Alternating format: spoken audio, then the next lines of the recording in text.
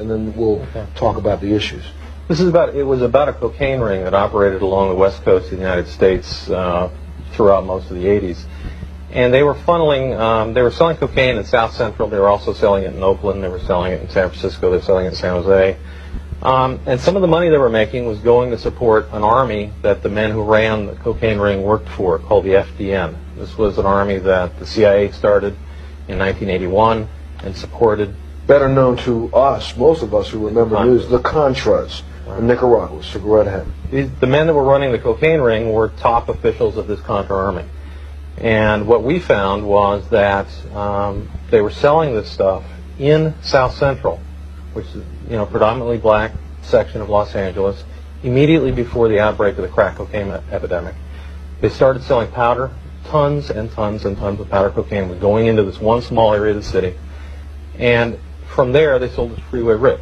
And Freeway Rick took the powder, turned it into crack, and starting in 1983, 1984, began distributing it to predominantly the gangs, the Crips and the Bloods in Los Angeles. And they spread it, from there.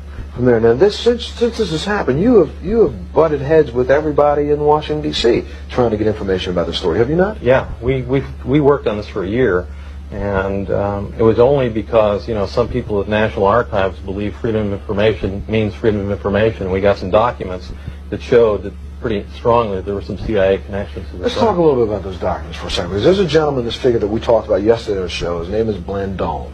Danilo Blandón, who was a person who was a member of the aristocracy of Nicaragua before the fall of Somoza, and then he fled and comes to the United States and decides, while he's in the United States, so you can all understand this, he wants to raise money for the revolutionaries who are trying to overthrow the government that just overthrew them. So here in the United States, they try to do fundraisers, and that doesn't work, and then Blandón gets a scheme. Well, I can get some cocaine cheaply with some help from some of my friends and get it into the United States of America. All I need to find is somebody who can sell it. So they find a gentleman by the name of Rick Ross, who is Freeway Rick. Rick Ross comes in and starts selling cocaine at the terms beginning 1 or 2 grams. And within weeks, 2, 3, 4 kilos a week. Within months, what was it, 10 to 15 kilos a day.